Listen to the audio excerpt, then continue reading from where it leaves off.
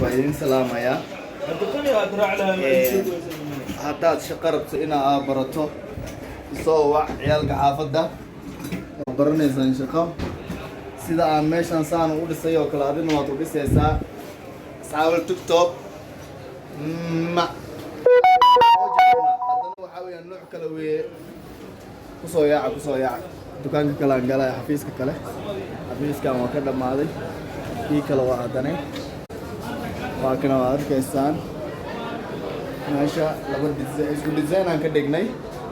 waayo mataamanka Allah wuxuu ku yaalaa suuqa dahablaha